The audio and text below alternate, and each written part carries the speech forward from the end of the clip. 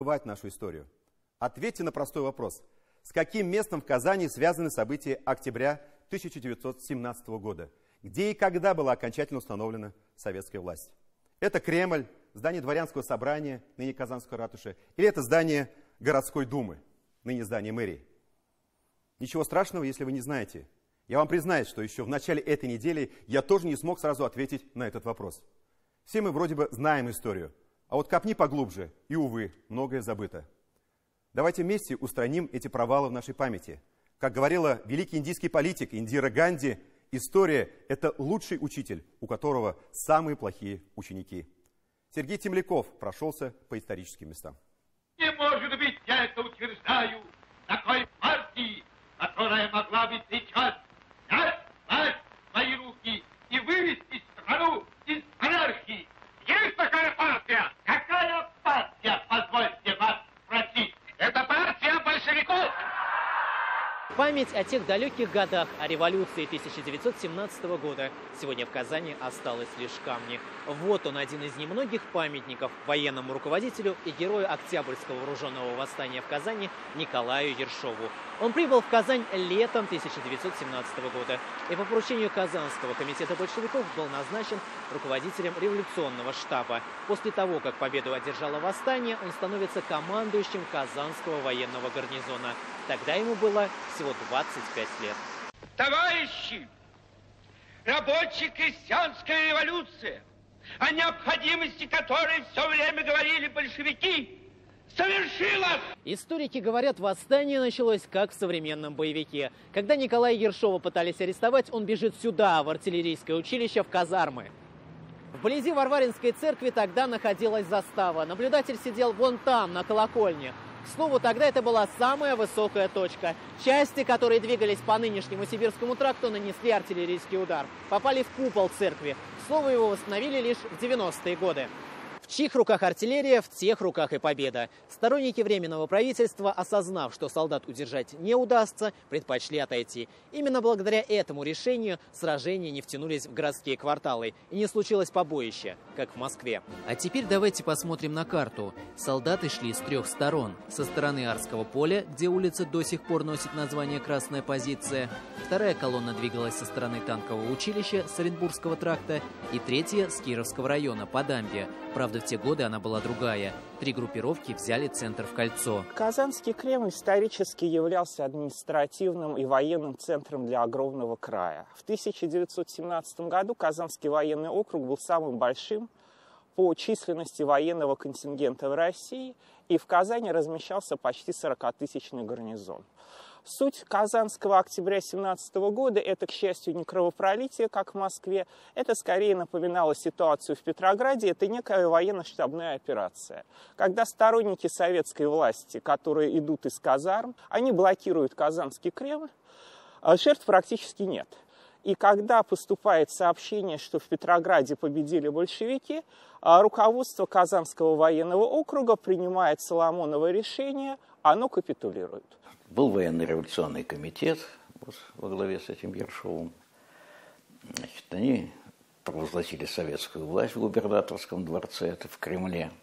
Значит, провозгласили ее, ну и все, и никто особо тут не сопротивлялся. Когда Кремль был занят, то, соответственно, произошел некий дележ власти, и власть оказалась прежде всего в руках военных, в руках военного комитета, куда вошли представители большевиков, они получили там большинство левые эсеры и мусульманские социалисты в лице представителей Харби-Шуро. А уже через неделю, 4 ноября, власть была передана Казанскому совету, который возглавил Яков Шейнман, имя которого и носит единственная улица в Кремле.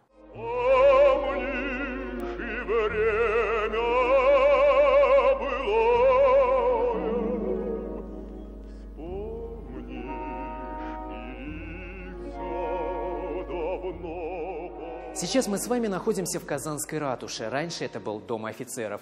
А вот скульптуры китайцев. Они стали молчаливыми свидетелями перемен 1917 года. Именно 25 октября здесь объявили о начале новой эры в истории страны. Именно здесь проходили съезды и конференции.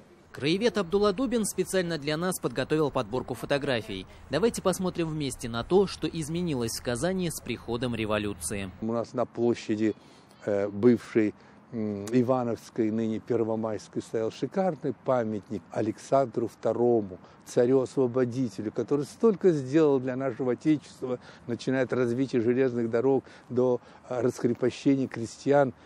И вот эти памятники ставились тогда повсюду в России, ну, как, скажем, по нашему Ленину. И были это не просто памятники, истуканы, а это произведение искусства. Вот на месте этого памятника, после того, как снесли его, видите, на фотографии постамент один, вот на этот постамент новая власть, новое время решила поставить свой памятник, памятник труду Первомаю. Он был, собственно, такой, знаете, еще деревянным даже, как-то вырезали его. Вот. И, значит, рабочий с колесом, двигателем истории. Опять мысль прекрасная, понимаете. Но, увы, к сожалению, это уже не заменит того, что было. На этой неделе День Великой Октябрьской революции традиционно отметила Коммунистическая партия. Правда, не традиционно 7-го, а раньше, 6 ноября, в День Конституции Татарстана, в выходной. Митинги, по словам Хафиза Миргалимова, прошли и в районах Татарстана. В Казани к памятнику пришло не так много народа. Во-первых, я хочу поздравить национальный народ Татарстана с этим большим праздником, Днем Великой Октябрьской социалистической революции. Это, во-первых. Во-вторых, что такое сегодня революция? Революция – это наш образ жизни. Вот. Наше минувшее, наше настоящее и наше будущее. Сейчас историки в общем масштабе рассматривают две революции 17-го года, февральскую и октябрьскую, вместе, как единый революционный процесс. Многие даже начинают этот процесс с войны. И говорят, это и Ленин говорил, что если бы не было войны, империалистической, Первой мировой, возможно, не было бы и революции в России. Эта революция, вот сейчас иногда думаешь, я много писал о ней положительного, потому что я относился к поколению советских историков, конечно. Ну, тогда я многого не знал, да и общее было такое мнение, такое, что революция, как говорил товарищ Брежнев, наша революция – главное событие 20 века. Лишь потом мы поняли, что она не главное событие. Я не думаю, что вот, но особенно люди моего возраста, этот праздник когда-нибудь забудут. Он, конечно, не праздник сейчас, потому что связан вот с гибелью многих людей, с тем, что последовало после того, как, значит, закончилось мирное такое завоевание власти и началась просто борьба за власть. Когда это перешло вообще уже в создание тоталитарного государства и создалась система ГУЛАГа, конечно, этого забыть невозможно. Поэтому, если вы меня спросите, я вам скажу, я против революции.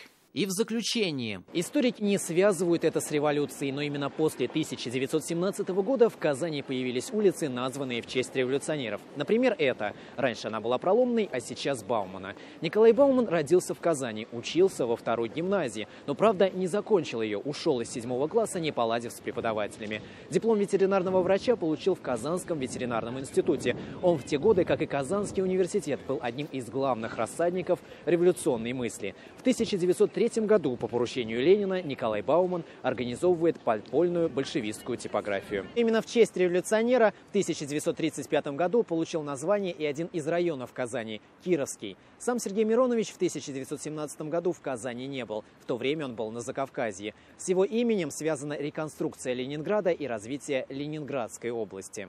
Сергей Темляков, Андрей Мохов и Роман Безменов. 7 дней. Еще буквально пару слов.